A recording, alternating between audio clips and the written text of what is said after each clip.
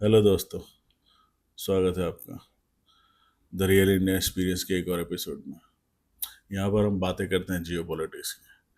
और जैसे आपने मेरा पिछला वीडियो देखा होगा जहाँ पर हमने बात करी थी कि भारत और पाकिस्तान के बीच जो युद्ध विराम हो गया है, यूं कि वैसे तो डिक्लेरेशन भी नहीं हुआ था युद्ध का, पर युद्ध विराम का डिक्लेरेशन हो गया कि सीज फायर हो गई है। तब मैंने एक वीडियो बनाया था जिसके बारे में मेरे कुछ जो जानने वालों से जो भी मुझे प्रतिक्रिया मिली वो ये मिली कि काफ़ी हार्श वीडियो था और मैंने काफ़ी चीज़ों को कंसिडर नहीं किया। खासकर जो सरकार के समर्थक हैं, मोदी जी के समर्थक हैं, वो तो बहुत ही ज़्यादा मतलब व्यथित थे मेरी बातों से, और इस बात को लेकर के उनके हिसाब से बहुत कुछ था। इनफैक्ट मेरे कुछ दोस्तों ने, जो मेरे काफ़ी अच्छे दोस्त, उन्होंने भी मुझे बोला कि मैं ऐसी चीज़ें बातें कर रहा हूँ, मैं उन लोगों से जाके पूछूं, पंजाब में उन लोगों से जाके पूछूं जो किसानी नहीं कर पा रहे हैं, खेती नहीं कर पा रहे हैं। तो मैंने उन्हें बताया कि मैं भी भाई पंजाब में ही हूँ और 2-3 दिन से वहाँ पे ब्लैकआउट है, और मुझे तो सही नहीं लगा युद्ध विराम होता हुआ। फिर किसी ने मुझे बताया कि खर्चा कितना हो जाता है ना। मेरी कहीं पे बात चल रही थी कि हमारे जो राजनेता हैं और हमारे क्रांतिकारी प्रधानमंत्री, जिनकी बहुत सी बातें प्रधानमंत्री बनने से पहले जो उनकी बातें थी, वो सब बातें अगर आप सुने और आज के परिप्रेक्ष्य में उसको देखें तो अब जो बात उन्होंने तब की उससे बहुत ज़्यादा डिफरेंट है। अब बात यही होती है कि जब आप सत्ता में आ जाते हैं तो आपके जो समर्थक हैं वो आपकी बातों को ही गोलमोल करके घुमा देते हैं। आप जो भी डिसीजन लें, क्योंकि भारत के अंदर भक्ति बहुत है, फिल्म स्टारों की, नेताओं की और क्रिकेटर्स की। हम उनके प्रदर्शन के ऊपर नहीं देखते कि वो क्या कर रहे हैं, कि उन्होंने अपने अपने कार्य क्षेत्र में क्या किया, क्या नया कुछ किया या क्या इम्प्रूव किया, वो नहीं देखते। हम बस ये देखते हैं कि हमारी उनके प्रति भक्ति कितनी है ना। तो मोदी जी ने जो पहले बातें करी थी, उनके कई सारे पुराने वीडियोज आप देखेंगे, ये पीछे चलता भी रहेगा। इसकी आवाज़ मैंने थोड़ी स्लो कर रखी है, ये चलता भी रहेगा। इसमें वो कह रहे हैं कि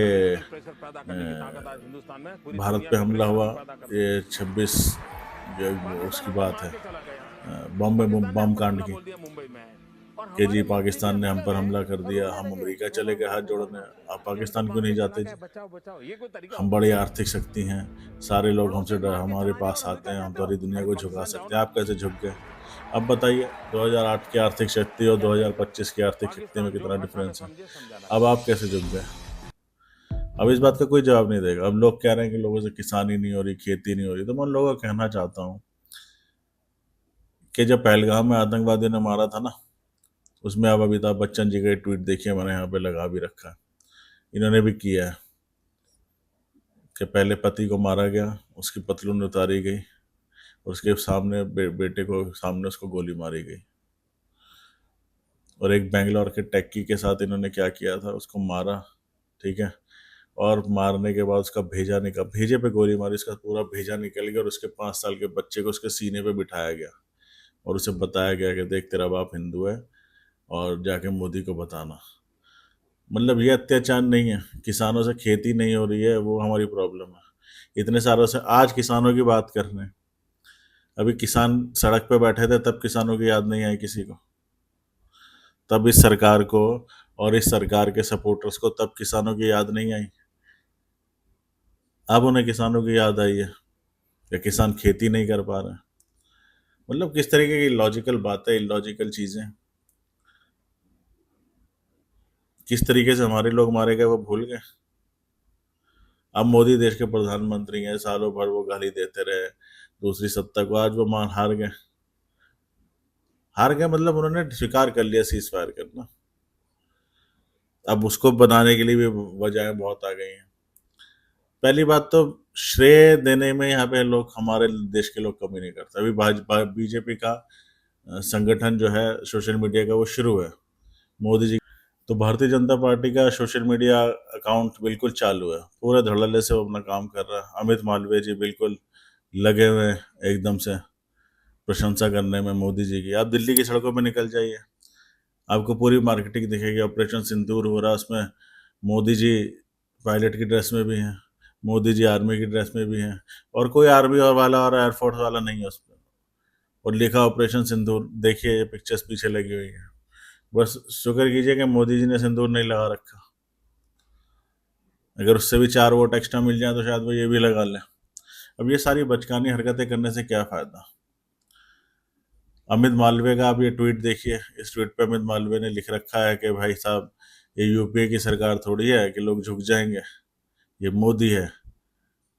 और देखिए वही मोदी ने अगले दिन क्या किया।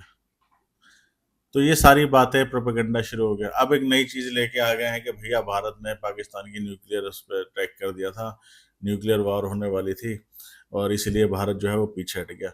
उसके एक दिन बाद ही मोदी जी भाषण दे रहे हैं। कल ही मोदी जी ने भाषण दिया रात को कि हम किसी न्यूक्लियर धमकी से नहीं डरेंगे। डर तो गए आप, डर गए तभी तो आपने युद्ध विराम लगा दिया ना।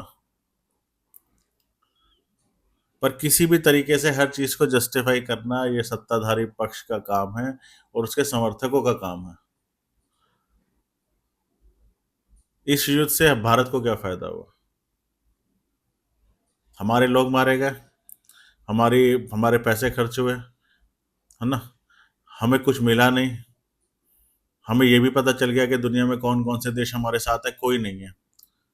सिर्फ कहने की बात है, सिर्फ कहने की बात है कि इसराइल हमारे साथ है, इसराइल ने थोड़ा सा साथ दिया। पर सारी दुनिया ये भी जानती है कि दशकों से इसराइल और चाइना कटिंग एज टेक्नोलॉजी का इंटरचेंज कर रहे हैं। इसराइल अपनी सारी टेक्नोलॉजी चाइना को बेच रहा है, ठीक है।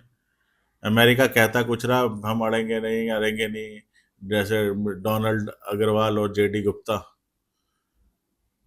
ये लोग कहते रहे कि भाई हम बीच में नहीं पड़ेंगे ना। मौका देखा जब इन्हें सामान बेचना था तो अब ये बीच में आ गए।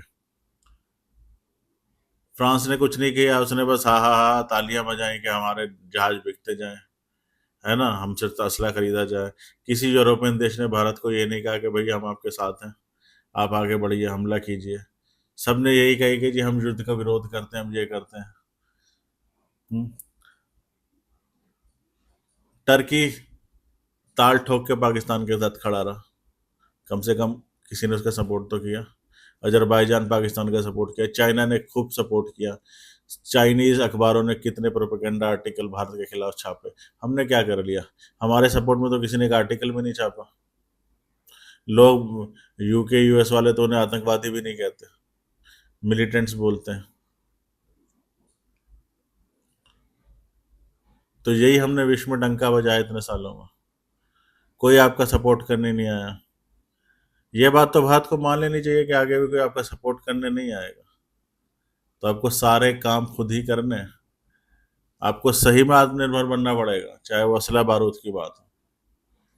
खैर मैं ये सोच रहे थे कि हमने क्या पाया और क्या खोया। सबसे पहले तो जी हमने खोई अपनी इज्जत। जेलेंस्की जैसा भी ऐसे लोग क्लोन बोलते हैं, कुछ भी बोलते हैं, उसकी इतनी हिम्मत तो थी कि व्हाइट हाउस में बैठ के वो बोल सका, पुतिन के सामने बोल सका। अब लोग बोल रहे हैं जी उससे उसका क्या फायदा हो गया, अपने देश के खनिज पदार्थ देने पड़े, ये देना पड़ा। बोला तो सही, जवान तो थी, लड़ा तो सही, साल भर 2 साल 3 साल से लड़ रहा है। किसी ने कराया सीज फायर, यूरोपियन यूनियन ने, अमेरिका के बस की थी सीज फायर कराना, करा लिया, नहीं कराया, हमें करा सकते थे। ये कह दिया गया कि जी वहां पे न्यूक्लियर धमकी दे दी है, न्यूक्लियर ब्लास्ट हो जाएगा। अरे भाई, हो जाता, हम फिर भी बच जाते हैं। फिर तो ये पाकिस्तान के पास हमेशा ही डिटोरेंस हो गया, एक तो न्यूक्लियर बम हो गया, दूसरा डिटोरेंस ये हो गया कि हम धमकी दे देंगे, ये हमारे तो लीक हो रहे हैं बम। तो फिर ना कीजिए कुछ भी पाकिस्तान के ऊपर कोई भी कार्रवाई, फिर तो आप भूल जाइए, तो फालतू की बात है, भूल जाइए फिर आप।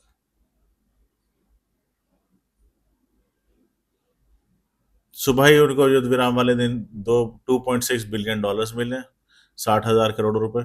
उसमें से 30,000 करोड़ रुपए तो सीधा सीधा आसिफ मुनीर ले लेगा और अमेरिका सेटल ही हो जाएगा जाके। बाकी के जो 30,000 करोड़ बचे उससे अमेरिका बोलेगा देखा इंडिया ने तुम्हें मारा, तुम्हारे पास ये ड्रोन नहीं है, ये टेक्नोलॉजी नहीं है, हमसे लो, वो पैसे अमेरिका के पास चले जाएंगे।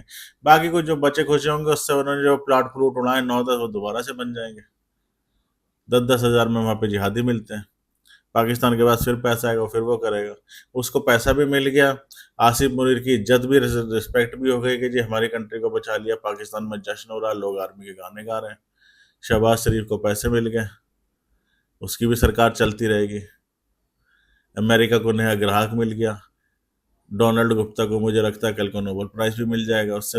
यूक्रेन और रशिया की वॉर तो सुधरी नहीं, खुद वो ग्रीनलैंड पे कब्जा करना चाहता है। हमें उसने बताया, उसने ट्वीट किया। अब आप बताइए कितनी बड़ी बात है कि दुनिया का सबसे डम प्रेसिडेंट, अमेरिकन इतिहास का सबसे डम प्रेसिडेंट ये ट्वीट कर रहा है। ये आपका उसका ट्वीट देखिए, पीछे लगा, मैंने लगा रखा है कि वो भारत और पाकिस्तान को सलाह दे रहा है। मतलब हम डोनाल्ड ट्रंप से सलाह लेंगे? He is written to great nation.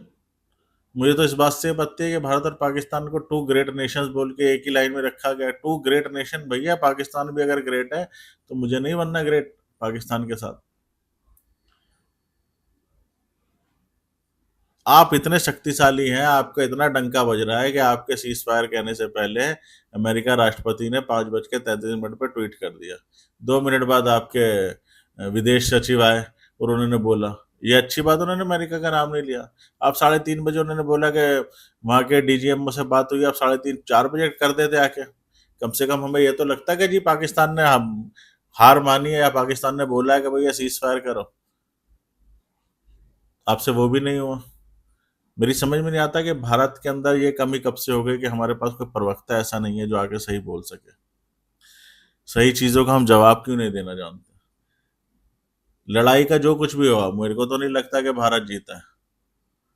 ऐसी 10 सर्जिकल स्ट्राइक करने से, आतंकवादियों के ठिकाने मिटाने से कुछ नहीं होगा। अमेरिका का फंड्स, विदेशियों का फंड, वो पाकिस्तान के पास पहुंचेगा और दोबारा से तैयार करेंगे और दोबारा से हमला करेंगे। अब दोबारा से फुस होकर बढ़ जाएगा, क्योंकि हो सकता है उनके फिर न्यूक्लियर प्लांट में कुछ छेद हो जाए, कुछ हो जाए। सब फालतू की बात है, प्रोपेगेंडा बनाने वाली चीज है। हमें तो कुछ हासिल नहीं हुआ। भारत की जनता तो फिर से बेवकूफ बनाई गई, भारत के आदमी के लोग फिर से मारे गए। ठीक है। और मोदी जी ने आके कल से फिर वही स्पीच दे डाली, हम कहीं नहीं झुकेंगे, हम ये नहीं करेंगे, हम क्या, सब कुछ तो कर लिया आपने भाई साहब। हम न्यूक्लियर थ्रेट से नहीं डरेंगे, डर तो गए आप। अब क्या नहीं डरोगे? अगली बार वो और पावरफुल हो गया आएगा। हम क्या कर रहे हैं? हम कुछ नहीं कर रहे। हम सिर्फ बातें कर रहे हैं और बस कांग्रेस और बीजेपी के कार्यकर्ता आपस में लड़े हुए हैं। मैं ही किसी से बात करता हूँ जो सत्ताधारी पक्ष का होता है, वो सीधा सा मुझे पहले लेबल लगा देता है कि भैया तुम तो कांग्रेसी हो। अरे भाई,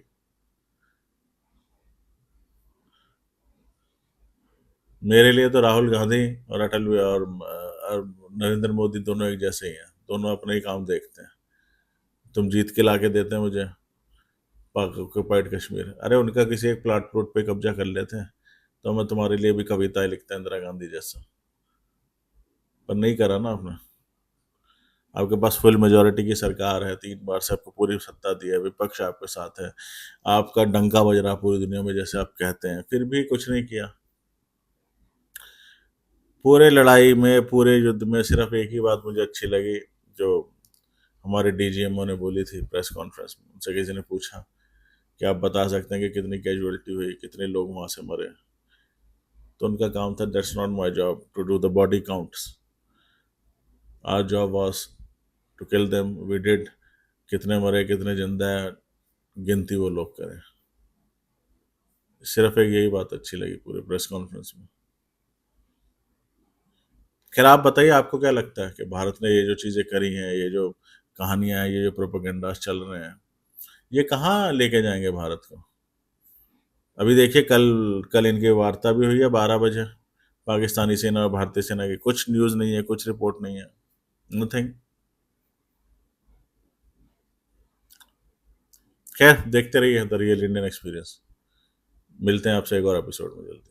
तब तक अपना ख्याल रखिए। Take care, bye bye.